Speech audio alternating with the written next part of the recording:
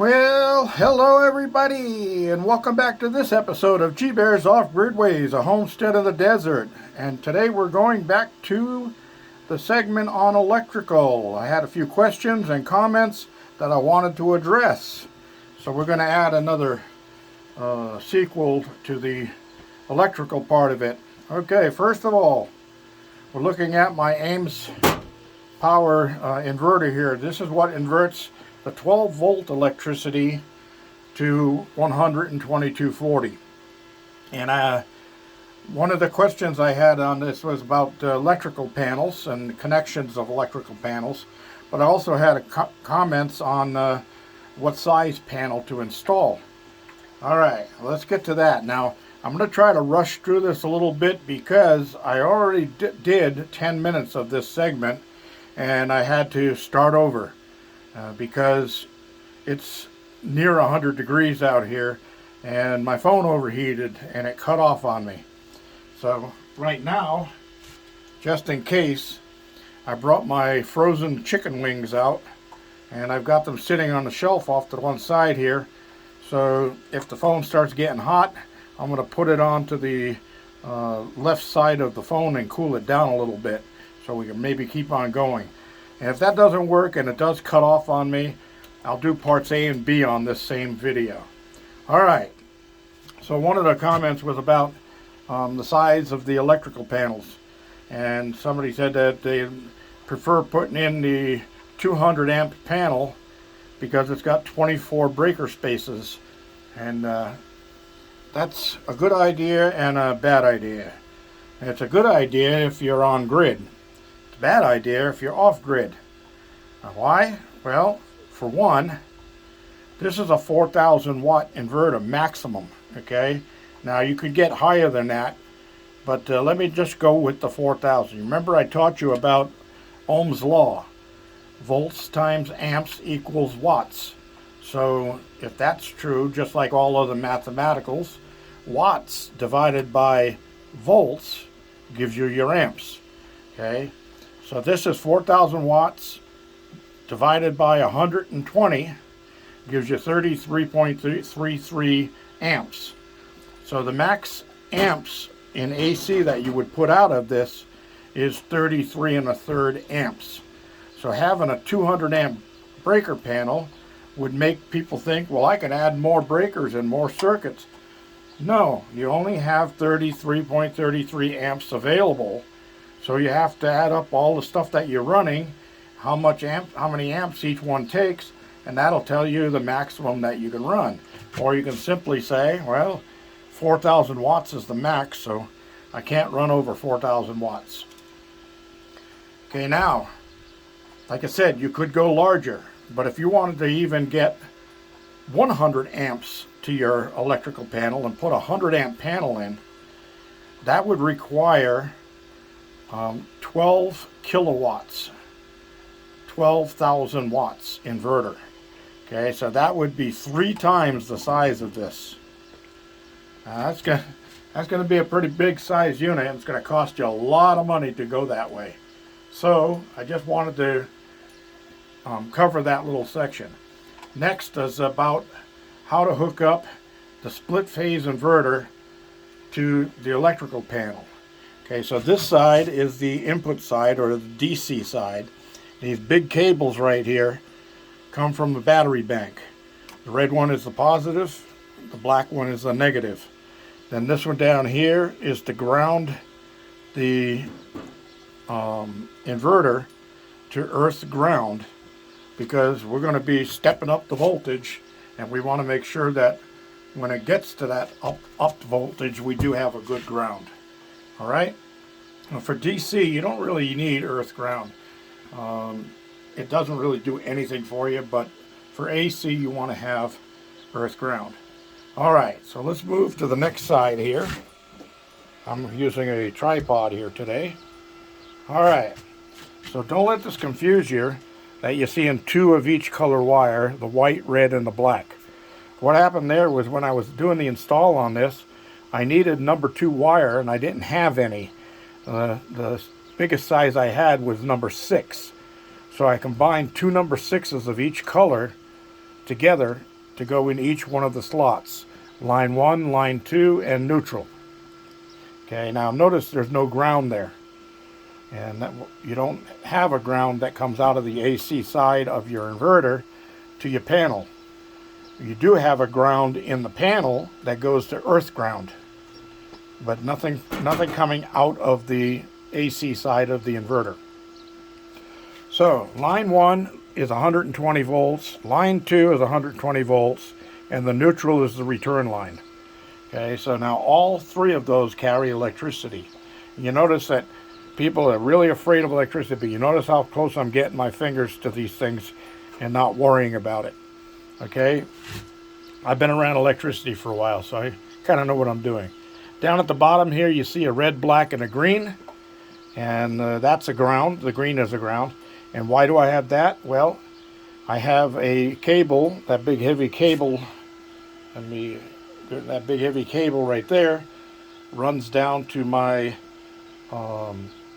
generator, and I've got a 240 volt plug on the generator that puts 240 volts into my inverter, and that turns the inverter automatically turns into a battery charger.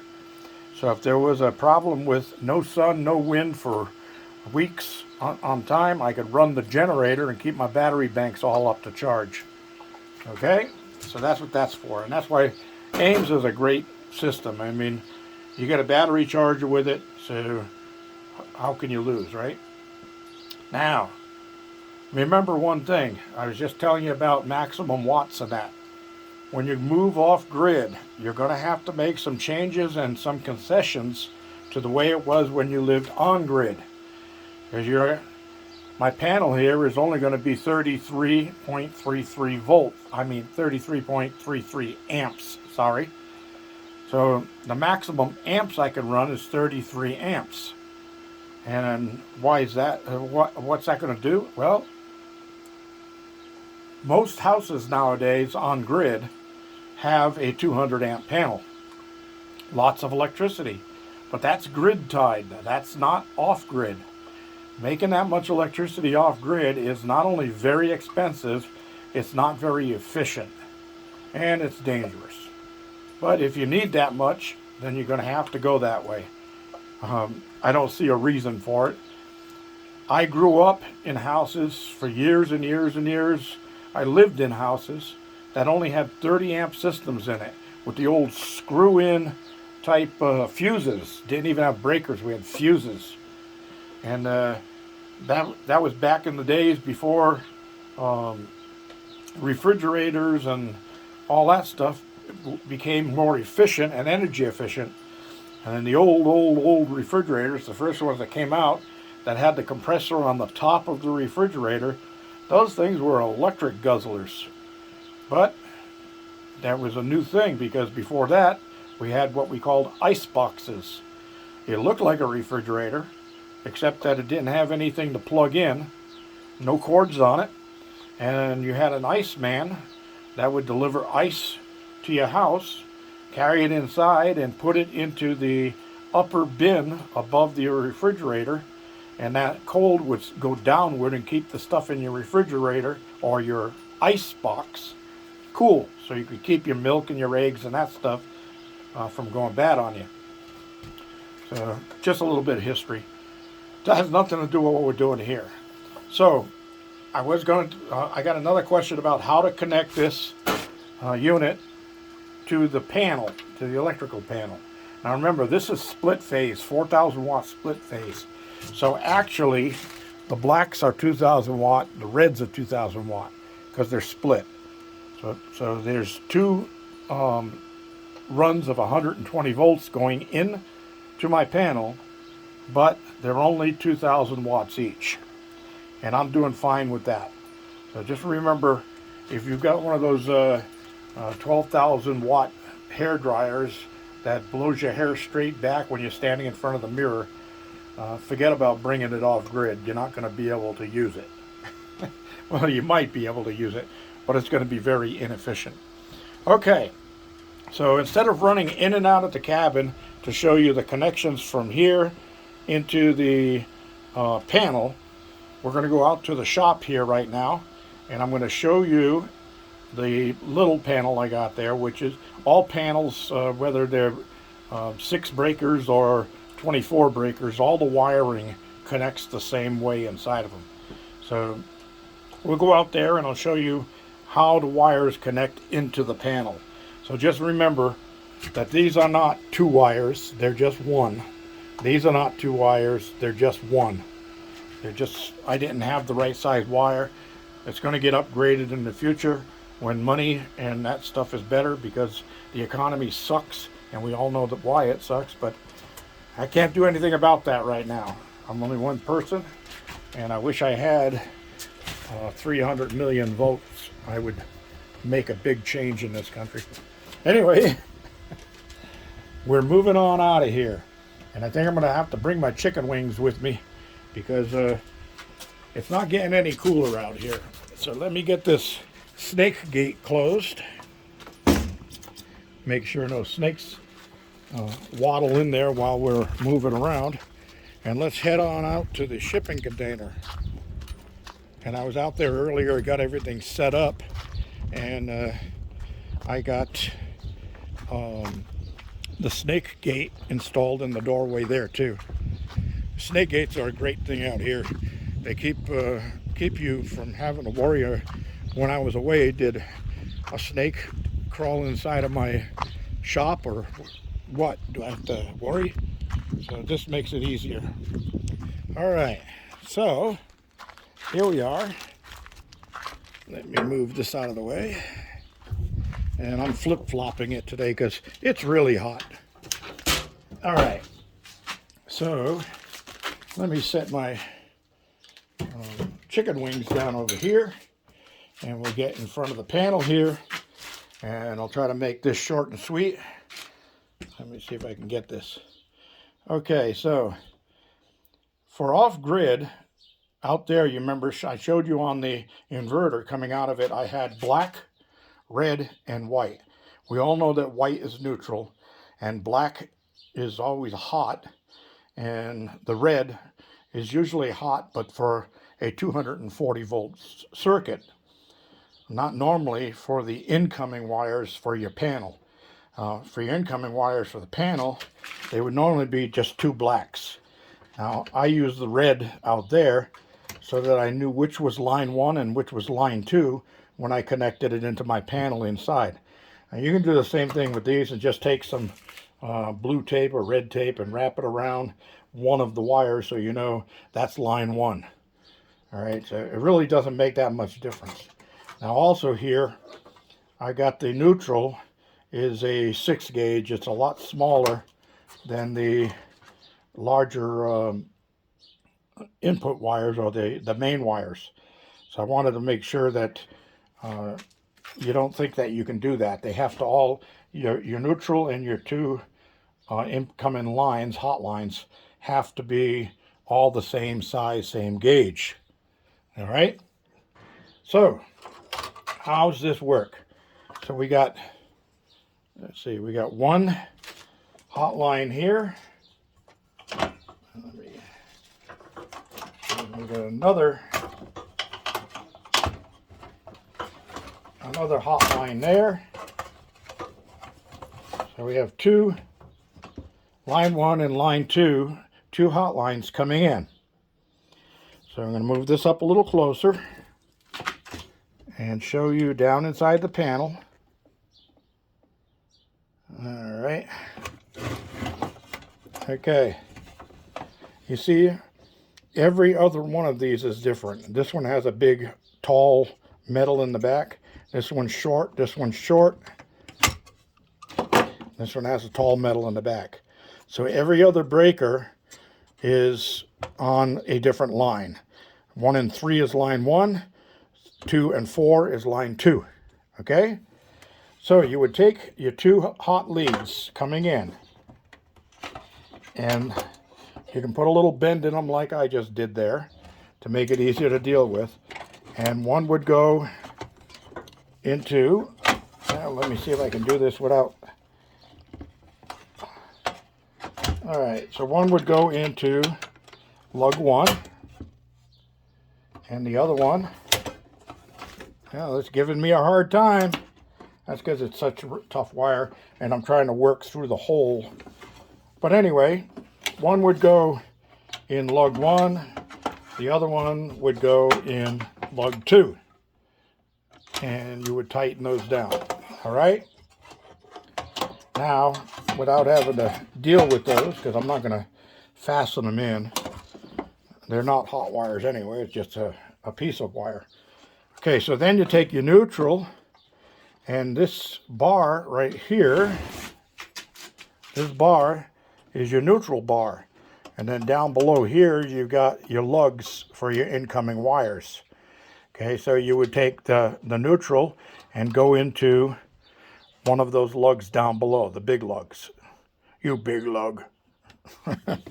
Okay, you can see them better right there. 1 lug, 2 lug. And they're connected to this bar. Okay, that's a bus bar. So that's where all of your white wires for all of your circuits in the house would be connected to. So now that you've got your black, 1 black in here, 1 black in here, and 1 white in here, your panel is actually ready to charge up. But remember I said you want earth ground. So they have one of these in here. Okay, that's a ground bar. And then this is the ground bus bar where all of the ground wires from your independent circuits would go. So in the meantime, you would need a wire, either green or bare. The bare one without the bare one would be without any insulation on it.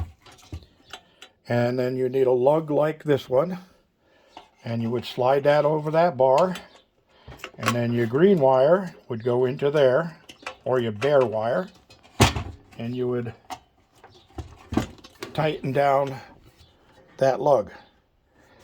Okay, then this wire runs to a ground rod. Standard ground rod for a residential would be 6 foot long, and you can buy them at Home Depots and things like that. You drive that in the ground until there's just a few inches above, sticking out above the ground, and you use another larger lug like this to fasten the other end of this ground wire to that, and that gives you your earth ground to your electrical panel. All right, so now with it, all the wires in, you have your white wire and the white lug. Let me get a little closer here and raise this up a little. You have your white wire in here. You have your first black line one here and second black line 2 there. Okay, so now it would be ready to turn on your inverter and you would have power coming to your panel. But let's not do that yet because we got other things we got to do. What other things do we have to do? Well, we have to install individual breakers. This is a 20 amp breaker, so this would go for your regular circuits, your electrical outlets, and you would clip it into place right there. So coming into that, and they wouldn't all come in from the top here. That's usually just designed for your incoming hot wires. So here's your 12 THN solid wire, which is going to go to your 20 amp electrical outlets. All right. So how is this going to hook up? Well, you always like to hook up ground first for safety reasons. So the ground would go down below here into the ground bus bar. All right. And it's grounded because this unit is screwed to the can, and so is this unit screwed to the can. So now it's grounded. Then you take your white wire, and your white wire would go into one of the slots on the bus bar for the neutral. All right. Lastly, you take the black wire, and that would come over here and go into this end. There's a screw down there for the breaker, and that's that. So now your breaker is off anyway, and you haven't turned your inverter on yet, so there's no power in the panel. So now you leave the breaker off, go turn your inverter on, And now you got power. You could check with your voltmeter, check from the neutral to the hot wire, or check from the neutral bar to one of the two lugs here, and that'll tell you that you've got electricity, and it should say 120 volts or somewhere there within.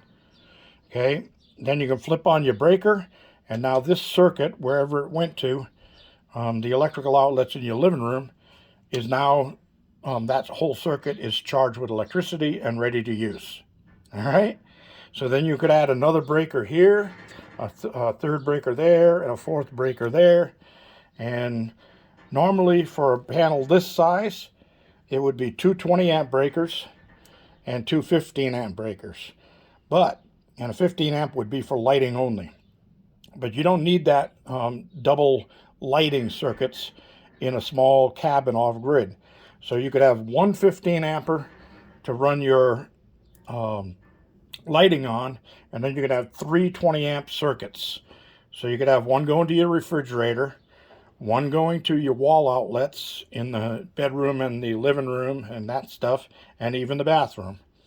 And then the last one would be a spare, so if you're going to run an electric coffee maker and stuff like that, you would have an extra breaker for another circuit. All right, so that covers everything that I needed to cover, if I'm not mistaken, for this video. And we did get through it without me having to recool it down with my frozen chicken wings. So that's a good thing. So anyway, any other questions, just go ahead and drop them down below in the comments. And as you can see right here, when I get things that need to be addressed and somebody really needs to know, to be safe with it, help you be safe, I'll be glad to make another video and show you what has to be done. All right? Other than this, the GFCI breakers are a little different for hooking up and things like that. I didn't need any GFCI breakers in my main panel, but I did need GFCI electrical outlets in the kitchen and bathroom, and one that controls the outdoor patio outlets. Now, I did put a notation in the last video in the comment section, because I forgot to put it on the video, and that was that if you're going to put electrical outlets outdoors on a porch or a patio or something like that, they're going to be a covered outlet with closable covers that are waterproof. Weather and the water doesn't get in there. Don't put your GFCI outlet outside. You want that to be indoors. GFCIs do not like excessive moisture or excessive dust, and you'll end up ruining that and wondering why you can't get it to reset. So what I do is I do a back-to-back. So inside I have an outlet in the wall for plugging in my TV or my lamp or whatever like that, and then I drill a hole straight through the back of the box out to the outside. I put another box mounted on the wall out there, and I wire the GFCI inside where the regular outlet used to be, and then the load goes out to the outside and protects that outlet. So if it pops outside, I can shut it off or reset it indoors. The other nice thing about that is if you go away for a period of time and you don't want anybody coming in there and using up your electricity, and you can just pop the GFI inside the house and the outdoor electrical outlets are dead. Also, if some of the crooks who bring power tools with them have brought power tools to cut through your doors and things like that, won't do them any good. There's no power out there.